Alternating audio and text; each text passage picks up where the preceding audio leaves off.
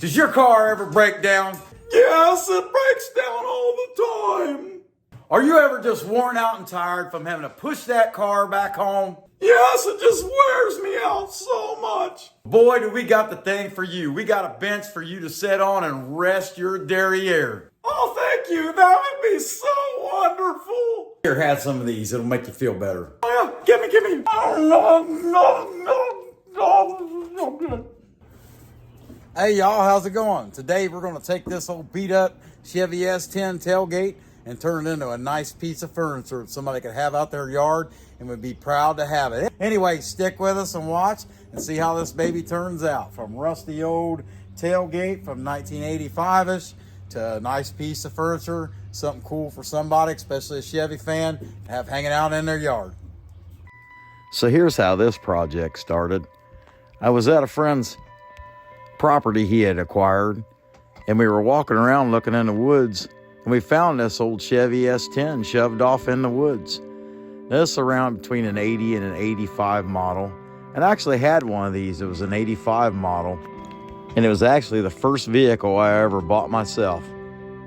And this was way back in 1998 when the boss lady and I first started dating. I'll show you a little closer view from what I'm up against. There's a lot of holes.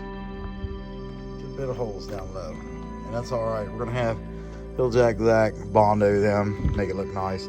And then on the lettering, there's stickers. So you can see, here's where I stopped. Yeah. All right, got a little sanding in. Gonna have to put a little more. There's a couple places. That's a pretty good hole right there. That's it. We want it to look good.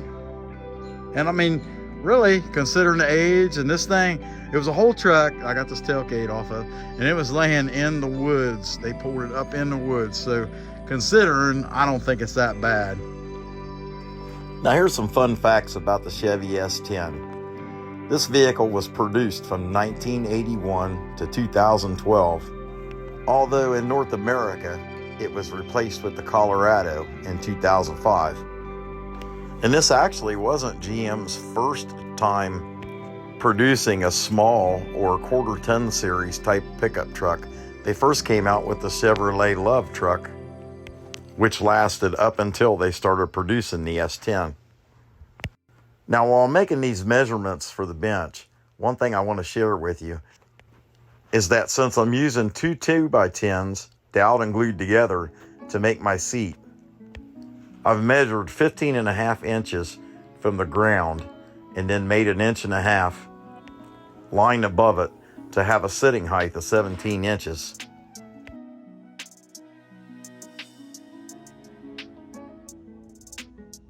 I got this mark here, and that's going to be where the backrest is going to start.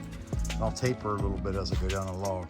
Now this roll of tape I'm going to take and tape the two pieces together in two different places so they'll stay together and be even while I'm cutting them. Now I really don't want the boss lady to see this piece of the clip, because then she'll start to think I can dance after all. And like good old-fashioned duct tape, this is Gorilla style. Maybe we can make a bench out of that next time. Make the entire bench out of this here. Well, I can tell you right now, that ain't for me. I'm not that patient. Now, one thing I learned from building the Ford bench was by taping these pieces together, they come out exactly right, matched to each other. After all, this is a log, and the pieces are not exactly the same. Even though they're evenly cut in half, it's not round where you can easily make measurements off of it. All right, got the backrest pieces cut out, so it'll match up pretty good. Nice little slight taper to it. Now for the armrest, what I did is I went 12 inches above the seating height, and I thought that would give a very good armrest height. And also with this, we give it a little bit more armrest spacing. And these measurements seemed to work out pretty well. Here's some more fun facts about that first generation Chevy S10. The vehicle was produced in Moraine, Ohio, Shreveport, Louisiana, and Pontiac, Michigan. While the S10 had a variety of different types of engines, the 2.8 liter and the 4.3 were the most common and most sought after versions of the truck engine.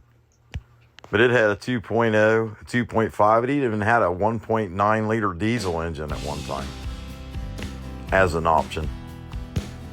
Now, cutting these armrests out is pretty simple and pretty easy. There's 2 levels to the cut, and it's just right. It's a very comfortable position to have to cut.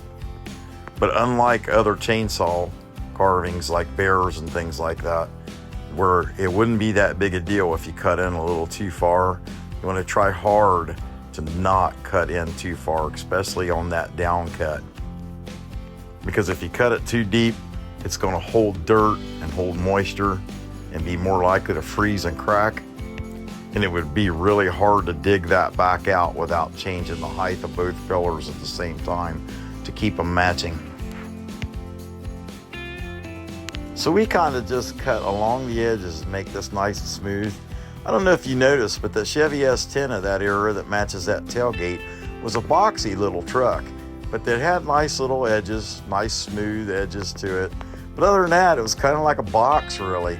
And we wanted our pillars to kind of reflect that along with the tailgate.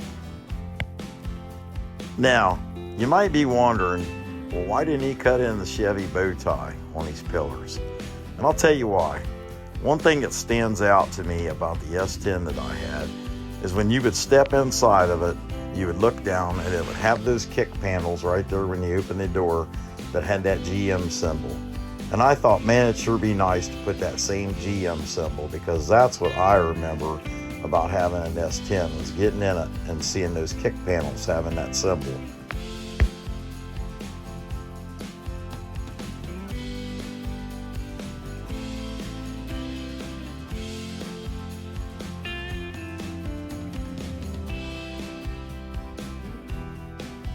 So I thought I'd mention while I'm saying it, this wood that we're making these pillars out of is a piece of elm, likely slippery elm, although we're not sure because the bark was off of this 7 years ago when we moved here. But that said, it is really pretty wood, especially when it's stained.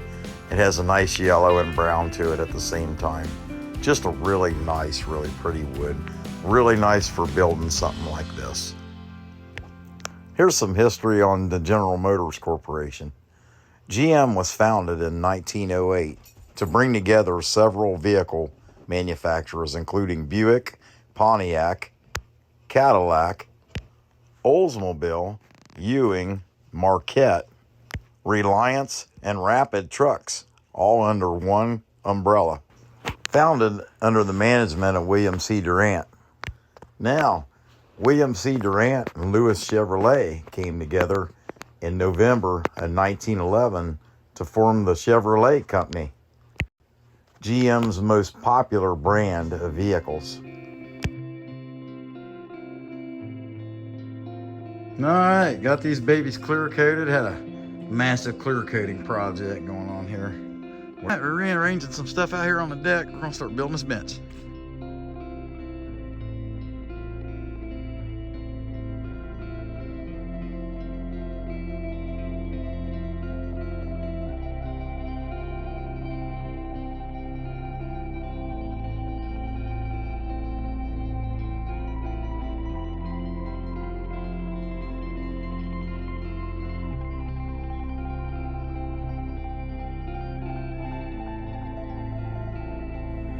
Matthew chapter 19, verse 5 and 6 says, "For this reason a man will leave his father and his mother, and he will stick to the wife, and the two will become one flesh.